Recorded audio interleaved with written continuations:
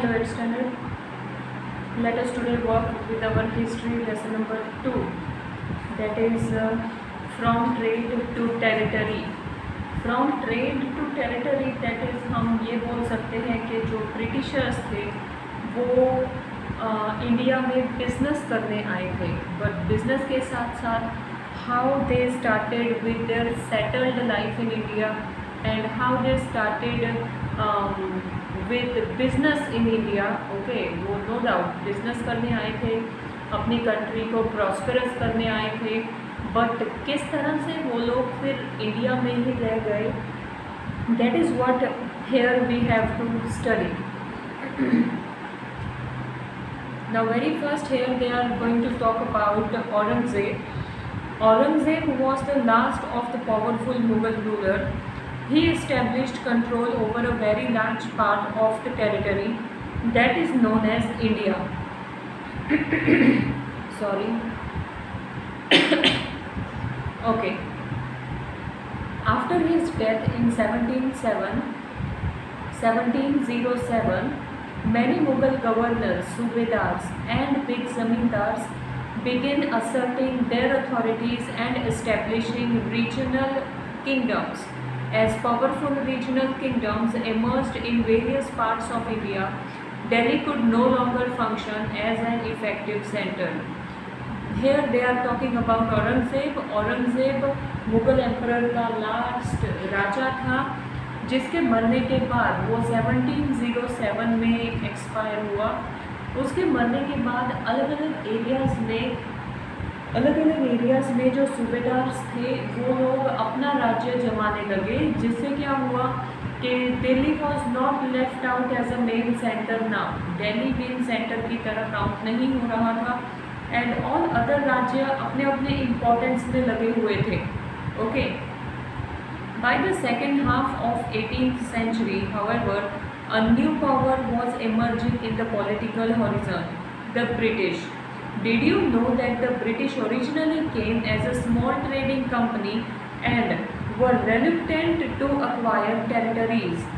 How then did they come to the masters of the vast empire? In this chapter, you will see how this came about. Now, interesting है, see आपकी ये जो book है it's very very interesting. इस book से finally हम Britishers की beginning से पढ़ाई शुरू करेंगे कि how Britishers started entering in India, क्योंकि ब्रिटिशर्स से पहले मुगल्स राज कर रहे थे इंडिया पे.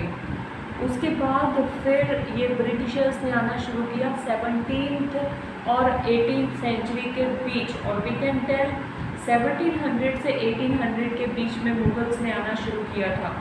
सो ये कहना रॉन्ग नहीं होगा कि मुगल्स के बाद ब्रिटिशर्स अपना राज्य इंडिया में जमाने लगे, लेकिन वो कैसे कर रहे थे वो जानना आपकी बुक में वो पूरी डिटेल में हिस्ट्री है. Okay. And one thing I tell you, it's really very interesting, क्योंकि आप जैसे ABCD से अपना पढ़ाई शुरू किया वैसे ही यहाँ पर ब्रिटिशर्स कैसे इंडिया में एंटर हुए, that we are going to work on.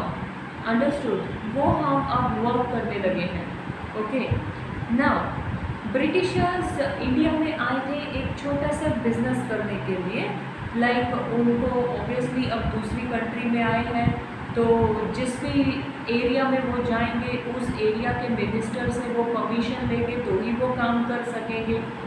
सो ऐसे ही करके वो लोगों ने परमिशन ली और फाइनली वो लोग छोटा सा वर्क करने लगे इंडिया में. धीरे धीरे इंडिया में अपना बिजनेस करने लगे. Okay. Next on this page, on page number 9, you can see one picture, and this picture is of Bahadur Shah Zafar and his son being arrested by Captain Hudson. अब बहादुर शाह जफ़र कौन था? Actually क्या हुआ, जब Aurangzeb died, जब मुस्लिम लोगों Mughal emperor का last राजा expire हुआ, उसके बाद कोई भी मुग़ल राजा नहीं था. एंड तब क्या था कि लोग जो थे वो लोग मुगल एम्परर में रहने के लिए वी गेट हैबिचुएट हो चुके थे, क्योंकि अब वो लोग उस सिस्टम में मोल्ड हो चुके थे. Okay, so people started requesting to one of the person, that is Bahadur Shah Zafar. अब बहादुर शाह जफ़र कौन था और उन्होंने कैसे रूल करना चाहा, वो सब भी हम इस लेसन में पढ़ेंगे. But I will give you basic knowledge about it. Bahadur Shah Zafar के पास सब जाने लगे, उनको बोलने लगे कि आप ये राज्य संभालो, हम ब्रिटिशर्स के अंडर नहीं रहना चाहते, हम आप ये राज्य संभालो तो हम आपके अंडर रहेंगे, हमें कोई प्रॉब्लम नहीं होगा. ओके, तो ऐसे करके बहादुर शाह जफ़र को लोगों ने आगे करने की कोशिश की थी. तो when people started believing that yes this person can become very good ruler for us, but in the meanwhile Britishers की पावर इतनी स्ट्रॉन्ग हो चुकी थी कि they arrested these Bahadur Shah Zafar and his sons, and finally Bahadur Shah Zafar was also no more any ruler of Mughal emperor. Okay, let us read what it is. After Aurangzeb there was no powerful Mughal ruler, but Mughal emperor continued to be symbolically important. In fact, when a massive rebellion against British rule broke out in 1857, Bahadur Shah Zafar, the Mughal emperor at the time, was seen as a natural leader. Once the revolt was put down by the company, Bahadur Shah Zafar was forced to leave the kingdom and his sons were shot in cold blood. So उनके बेटों को मार दिया गया और finally बहादुर शाह जफ़र को भी Mughal emperor से रिमूव कर दिया गया. कब? 1857 में. अब अगर ब्रिटिशर्स की बात करें तो ब्रिटिशर्स ने अपना रूल जमाना 1757 से शुरू कर दिया था. दैट इज़ 1757 को बैटल ऑफ प्लाजी पहला बैटल फॉट किया था अलग अलग एरियाज़ के नवाब से सिराजुद्दौला के साथ and all, and then finally उन्होंने अपना रूल, सिराजुद्दौला हार गए थे और फिर अपना रूल उन्होंने बिगिन किया.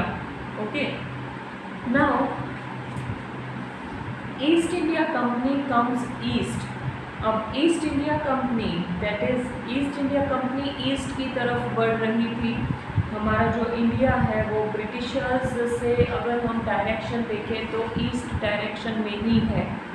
Okay, in 1600 the east India company acquired the charter from the ruler of England, Queen Elizabeth I, guaranteeing it the sole right to trade with the East.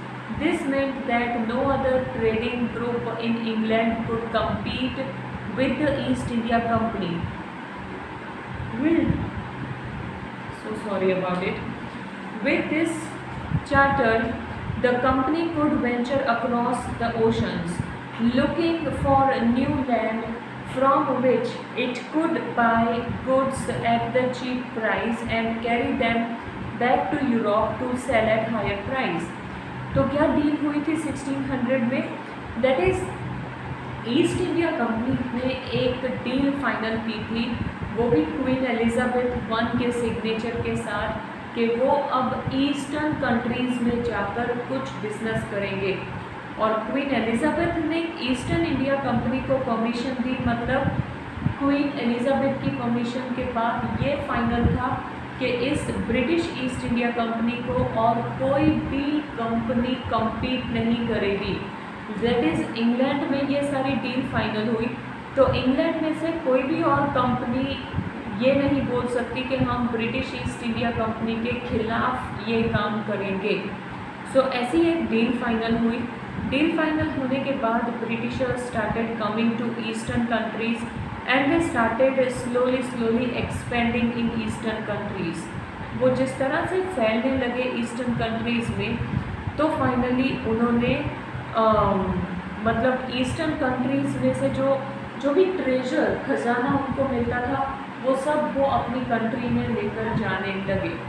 Okay, the company did not have to fear competition from other English trading companies. Mercantile trading companies in those days made profit primarily, but excluding competition, so that they could buy cheap and sell dear. Okay, so कोई भी east India company के साथ compete नहीं कर रहा था क्योंकि deal इस तरह से हुई थी. ओके, नो डाउट काफ़ी कुछ काफ़ी मतलब प्राइमरीली प्रॉफिट कमाना. Here the name is written about mercantile trading company. इन्होंने भी इंपोर्ट एक्सपोर्ट करके काफ़ी नाम कमाया अपना, काफ़ी फेमस हो गए by purchasing goods from one country and by selling goods to other country. Okay, the Royal Charter, however, could not prevent the other European power from entering the eastern market. By the time the first English ship sailed down to west coast of Africa, round the Cape of Good Hope, crossed the Indian Ocean, the Portuguese has already established their presence in the western coast of India and had their base in Goa. In fact, it was Vasco da Gama, a Portuguese explorer, who had discovered this sea route to India in 1498. By the early 17th century, the Dutch too were exploring the possibilities of trade in the Indian Ocean. Soon the French trader arrived on the scene. क्या हुआ? British Island, you can see this. Britishers ने यहाँ पे deal sign की. Britishers पहुँचे Cape of Good Hope, Africa तक Britishers पहुँचे, लेकिन तब तक पोर्चुगीज़ ऑलरेडी यहाँ से इंडिया तक पहुँच चुके थे. ओके, क्योंकि अब ईस्टर्न साइड की कंट्रीज़ में जाने को ब्रिटिशर्स को परमिशन मिली थी, but Portuguese, French people and Dutch people, they also started moving towards eastern side illegally, we can tell. मतलब लीगली नहीं, लीगली तो ब्रिटिशर्स ही मूव कर रहे थे as they have taken permission from Queen Elizabeth. Okay, but illegally Dutch, French and who is the another one, Portuguese. So ये सब ने इलीगली ईस्टर्न कंट्रीज़ में आना शुरू कर दिया, और इंडिया में जब आए तो उन्होंने अपना अलग अलग कोस्टल एरिया अपने कब्जे में ऑलरेडी ले लिया था. Okay, then the problem was that all the companies were interested in buying the same things. The fine qualities of cotton and silk produced in India had a big market in the Europe. Pepper, clove, cardamom and cinnamon too were in great demand. Competition against the European companies inevitably pushed up the prices at which these goods could be purchased, and this reduced the profit that could be earned. तो अब क्या हो रहा था कि Portuguese, Dutch, French people and Britishers, वो लोग eastern countries में, स्पेशली इंडिया में इसलिए आ रहे थे क्योंकि इंडिया में बहुत सारी चीज़ें ग्रो हो रही थी. इंडिगो कलर ग्रो हो रहा था, टिम्बर ग्रो हो रहा था, देन अलग अलग स्पाइसेस, वी कैन टेल अलग अलग मसाले लोग ग्रो कर रहे थे जो उधर की कंट्रीज़ में नहीं होता था, तो लोग यहाँ से लेकर जाते थे अपनी कंट्रीज़ के लिए. ओके, तो पीपल वर लाइक, अब यूरोपियन कंट्रीज़ में से 4-5 स्ट्रॉन्ग ग्रुप्स आकर इंडिया में वो सारी चीज़ें अपनी तरफ करने लगे, तो उन सब का भाव बढ़ गया, उन सब का जो प्राइस था वो बढ़ने लगा. और जब वो बढ़ने लगा तो फिर उसमें तो बढ़ते हुए प्राइस में ही सेल करना, तो प्रॉफिट अमाउंट बहुत कम हो गया था ये सब ग्रुप का. Like they were selling spices and all, cardamom and cinnamon etcetera, ये सब सेल करते थे, लेकिन इन लोगों को वो प्रॉफिट नहीं मिल रहा था जो प्रॉफिट उनको चाहिए. Okay, then the only way of trading company could flourish was by eliminating rival competitor. अब प्रॉफिट तभी कमाया जा सकता था जब जो कॉम्पिटिटर हैं उनको रास्ते से हटाया जाए. The urge to secure market therefore led to fierce battles between the trading companies. Through the 7th and the 8th century, 17th and 18th century, by regularly sank each other's ship, blockade routes and prevent rival ships from moving with supplies of goods. Trade was carried on with arms and trading posts were protected through fortification.